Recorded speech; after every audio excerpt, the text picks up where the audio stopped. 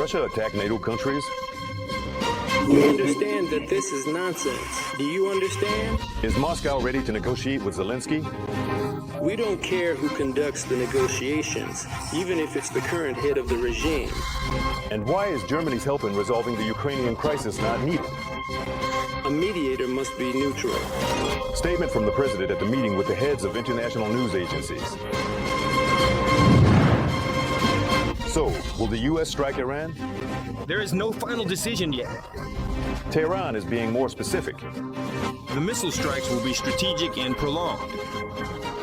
Israel is preparing to attack an Iranian uranium enrichment plant. In the Special Military Operations Zone, our troops are advancing in the Krasnoarmy's direction. The enemy has been left without dugouts and fortified positions. And we'll tell you very soon what the St. Petersburg International Economic Forum has in store today. You are watching the news service of NTV. I'm Dennis Kaplian in the studio. Hello. As part of the St. Petersburg International Economic Forum, Vladimir Putin answered questions from representatives of news agencies, including those from unfriendly countries. The journalists were primarily interested in the Ukrainian crisis. According to the president, he is ready to meet with Zelensky. In addition, Vladimir Putin commented on the role of Germany and other European countries in the conflict in Ukraine. Our correspondent Roman Sobel will continue. It was late. Vladimir Putin suggested not dragging out the meeting and going to get some rest. That didn't work out. The heads of 14 foreign news agencies had no intention of letting the Russian leader go that easily. And it became clear that the conversation would drag on, and it did, continuing past midnight when the topic of Ukraine came up. Not right away. Western journalists approached it gradually, but persistently. They started with the upcoming NATO summit and the fact that Europe is planning to spend big on new weapons. Any kind of NATO rearmament is a threat to the Russian Federation. Because we are self-sufficient when it comes to ensuring our own security. For centuries, the West has exploited the scary tale of the Russian bear. They pull it out of mothballs every time they need to squeeze taxpayers or shift the blame for their own mistakes onto someone else. Russia's defense budget is an order of magnitude smaller, and its population is several times less. Putin asked the gathered journalists if any of them actually believed that Russia was planning to attack NATO. No one raised their hand. But that's us. We understand that it's nonsense. You get it? Those who say this, well, they don't actually believe it themselves. And you yourselves probably too. So, does even one of you believe that Russia is preparing to attack NATO? What is this? Everyone understands that this is nonsense, and they're deceiving their own people just to squeeze money out of the budget and to use it as an excuse for failures in the economy and social sphere. The current standoff between Russia and the West was provoked by a coup d'etat in Ukraine.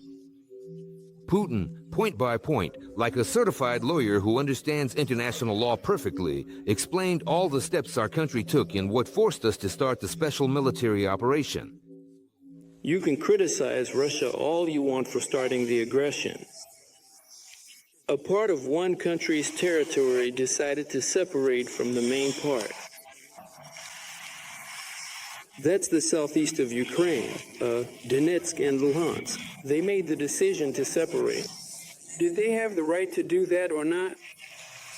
Strictly speaking, under international law and the UN Charter, they had that right. And then, fully in accordance with the UN Charter, Moscow recognized the independence of the LPR and DPR. We had the right to recognize them. Why not?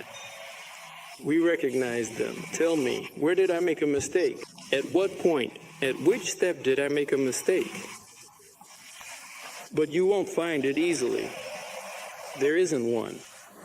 Kiev had plenty of chances to prevent the conflict from escalating, to fulfill the Minsk agreements. And even after the start of the special operation, Ukraine could have avoided significant losses if it had ratified the agreement signed in Istanbul in 2022. But the more it persists, egged on by Western advisors, the more it loses. Putin believes that negotiations should continue. Another round is possible in Istanbul after June 22nd. Moscow can hand over another 3,000 bodies of Ukrainian armed forces soldiers to Ukraine. But for a final peace agreement to be formalized, if one appears, legitimate authority must be established in Kiev. We don't care who conducts the negotiations, even if it's the current head of the regime. I'm even ready to meet, but only if it's some kind of final stage. So we don't just sit there endlessly dividing things up, but actually put an end to it. But the final word, the signature, must come from legitimate authorities. Otherwise, you know, the next person will come along, say something, and just throw it all in the trash. During the conversation, it sometimes seemed like the heads of Western media were listening to Putin, but not actually hearing him. After his extremely detailed explanations of the root causes of the special military operation, the American journalist once again started talking about unprovoked aggression, about Russia striking civilian neighborhoods, and so on and so forth. If your journalists had actually seen how entire residential neighborhoods were destroyed by our missiles, they probably wouldn't be able to talk to you about it. They wouldn't have survived. If they saw anything at all, it was only from a distance. And the strike wasn't on residential neighborhoods, but on defense industry facilities, on factories that produce military equipment. That's exactly what we're targeting. And we're not making any secret of that here. A representative from a German agency asked about the possibility of resuming contacts between the president of Russia and the chancellor of Germany, and whether Germany could act as a mediator in Russian-Ukrainian negotiations. Putin replied that it was the German side that broke off relations. So now it's up to them to figure out how to patch things up. Can Germany bring a greater contribution than the United States as a mediator in our negotiations with Ukraine? I doubt it. A mediator has to be neutral. But when we see German Leopard tanks on the battlefield, and now we're talking about the Federal Republic seriously considering supplying Taurus missiles for attacks on Russian territory, not just using the equipment itself, but also directly involving Bundeswehr officers. That's why, as of today, we view the Federal Republic, just like many other European countries, not as a neutral state, but as a party supporting Ukraine. And, in some cases, probably even as accomplices in these hostilities. No Wunderwaffe or miracle weapon will save the Ukrainian armed forces. It will only prolong the agony and lead to even more casualties. The Ukrainian armed forces are staffed at only 47% in their main units, and assault units are even less than that. So what happens next? What comes next? The issue isn't even whether Western countries are supplying weapons or not. Of course, that's important. But if staffing is below 50%, it means the armed forces, or rather, the relevant units, are considered non-operational, simply not combat ready. There's also mass forced mobilization happening there. They decided to start drafting 18-year-old boys. They plan to recruit 1,500. I think they only managed to get 1,000, and then 500 of them ran away. Losses are exceeding the rate of mobilization. Among other topics discussed at this meeting, of course, was the war between Iran and Israel. Putin noted that, despite the mutual assistance agreement, Moscow has no obligations to supply weapons to Tehran. And he isn't even asking for that. I think it would be right and appropriate for everyone to work together, collaboratively, to find ways to end the fighting and to find ways for all parties involved in this conflict to come to an agreement with each other so as to ensure both Iran's interests regarding its nuclear activities, including peaceful nuclear activities, and also to guarantee Israel's interests in terms of the unconditional security of the Jewish state. In my opinion, overall, such a solution can be found. Last question. What mistakes has Putin made while leading the country all these years? What would he like to change? The president paused for a moment to think, but apparently decided this wasn't the time to show weakness. Let he who is without sin among you be the first to throw a stone at me.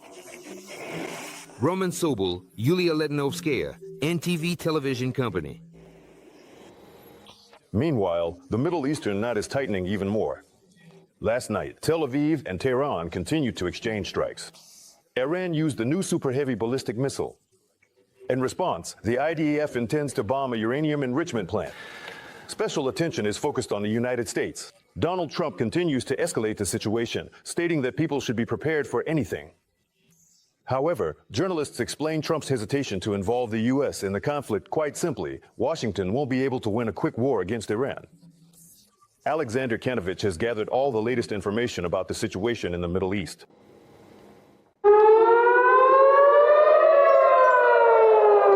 Every night in Israeli cities begins with the sound of air raid sirens. Today, Iran once again launched a massive strike on targets in several regions of Israel and, for the first time, used its new two-stage super-heavy Sajid ballistic missile, a ground-to-ground missile with a range of up to 2,000 kilometers. The Islamic Revolutionary Guard Corps has promised that the attacks will continue to be precise, powerful, and relentless.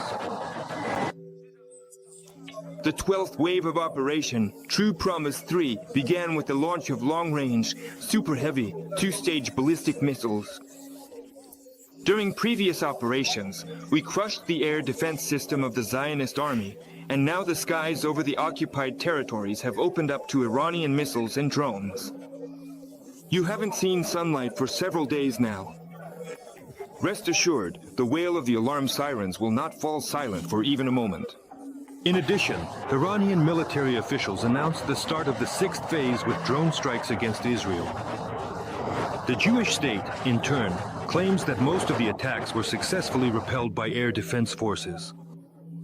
According to representatives of the Israeli army, the super-powerful Sajid ballistic missile also failed to reach its target.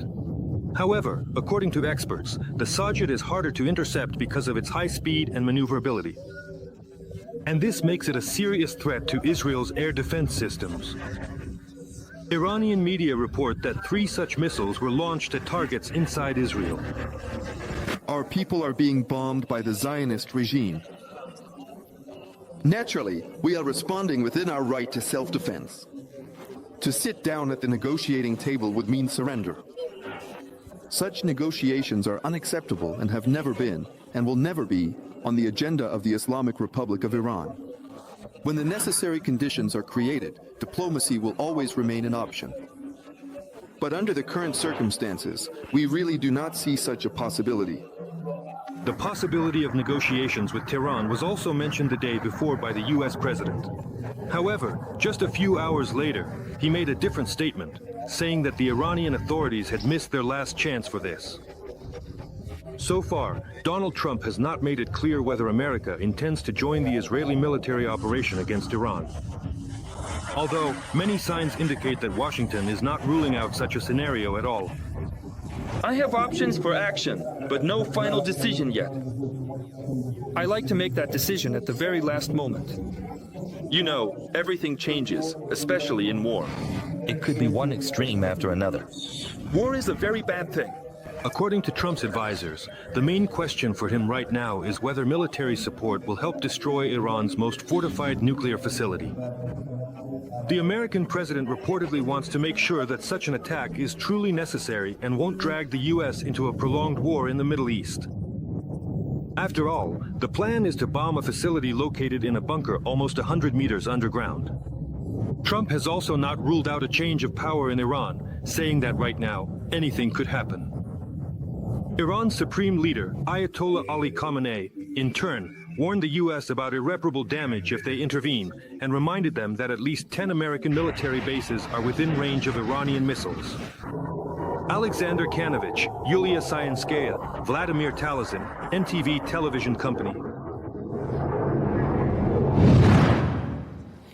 Moving on to other topics. In the Krasnoarmy's direction of the special military operation, Grad rocket crews destroyed fortifications, firing points, and nationalist dugouts. Meanwhile, the crew of a Tor anti-aircraft missile system provided air cover for the assault troops. Thanks to the coordinated actions of the artillerymen and anti-aircraft gunners, Russian units made significant advances in this sector.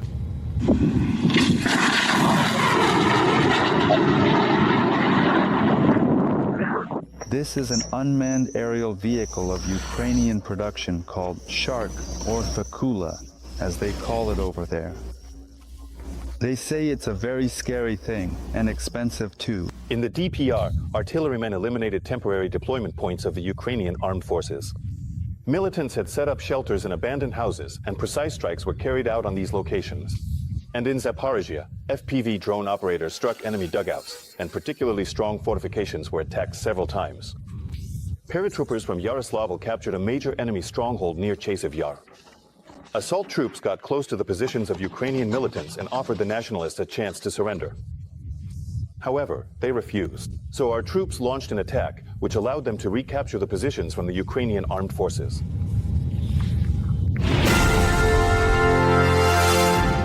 In the northern capital, the St. Petersburg International Economic Forum is still underway. This is one of the largest business events in the world. This year, more than 20,000 people from 140 countries are taking part. Today, the forum's official opening ceremony will take place, and the business program includes more than 100 events. At the SPAEF, they will discuss the Russian and global economy, technology, trade, and other topics. Several business dialogues are planned, including with China, India, the UAE, and countries from Africa and Latin America. Vladimir Putin is also continuing his work in the northern capital. The head of state has a number of events scheduled, including talks with the leader of Indonesia. And the day before, as part of the SPEF cultural program, the results of the International Adaptive Clothing Design Competition on Wings were announced. In the evening, a gala show of the winners took place at the Hermitage. The competition was organized by the Defenders of the Fatherland Foundation. The gala shows are not the end. They're just the beginning of our work, because the very idea of creating clothing, adaptive clothing for people with disabilities, is just one stage in the ecosystem for the resocialization and rehabilitation of people with disabilities. In Pine in particular, for our beneficiaries who are participants in the special military operation and have suffered severe injuries. And today, based on the models that have been developed and that will be shown and demonstrated for people with different conditions and of different ages, we need to actually start producing this clothing so that it becomes accessible. This year, the competition received almost 300 applications from designers from 67 regions of Russia and 7 foreign countries. These countries are Belarus, Turkey, Jordan, Brazil, Nigeria, Pakistan, and Costa Rica. Most of the forum's business program was dedicated to the beauty industry. Since 2022, the number of domestic cosmetics manufacturers has tripled. Now, there are more than 4,000 Russian brands. This is a very important stage in life. 34% of Russians are consciously switching to domestic brands, and they especially prefer brands made in their own region. The share of Russian brands in women's makeup bags is already over 50%. And overall, in general, exports are also gaining momentum. Maybe everything. The participants in the discussions noted that the industry has made a significant leap forward. If 3 years ago the main topic of a similar SPEF session was import substitution, now the focus is on expanding the sales market. The quality of our cosmetics has been recognized in dozens of countries around the world. SPIEF is not just about discussing politics and the global economy. On the sidelines of the forum, a new life was given to the cartoon New Pagodi. The legendary animated film will be made into a full-length live-action movie. An agreement on this was signed by NTV Channel, Soyuz Multfilm Studio, and Temp Film Company. Dear participants, we are confident that it will become just as popular and beloved by both children and the whole family audience, and that it will be a film that will stay in our memories for a long, long time. There will be many more, and I hope there will be sequels, new Pagodi 2, 3, 4, and as many as possible. Because this is, you know, our DNA, it's in our genes, and of course, it always needs to find new life and a fresh breath. The reboot of Soviet cartoons will become part of the NTV multiverse, where familiar characters are given a second life. Earlier, the channel produced the romantic fairy tale, The Flying Ship, which was an incredible box office success. Among other recent box office hits from NTV are Hands Up and Not on the Lists. Our channel will be covering the forum's events in our news broadcasts. You can catch what won't make it to TV broadcasts on our 24/7 online channel, as well as on the NTV website. .ru, in the NTV apps, and today on our official channel on YouTube and on our social media. A court in Yerevan has arrested Russian businessman Samvel Karapetyan for 2 months. The businessman and philanthropist is accused of calling for the overthrow of the government in the country. The hearing to determine the preventive measure lasted several hours and ended late at night. Throughout this time, dozens of people gathered outside the building to show their support for the businessman. The persecution of Karapetyan began after he stood up for representatives of the Armenian Apostolic Church, who have been criticized by Armenia's Prime Minister Nikol Pashinyan. On Tuesday, Karapetyan's premises were searched, and the day before, he was detained. He did not admit guilt and called the charges fabricated. The defense also considered what was happening to be pressure from the authorities and stated that they intend to appeal the court's decision. In Armenia, the businessman owns the company Electric Networks of Armenia, and the authorities have already announced that it is time to nationalize it. In addition, Karapetyan is known as a philanthropist. His foundation sponsors the reconstruction of churches in the Republic, the development of healthcare, youth sports, social and educational programs, and builds schools and kindergartens. With that, we say goodbye to viewers in Central Russia. See you next time.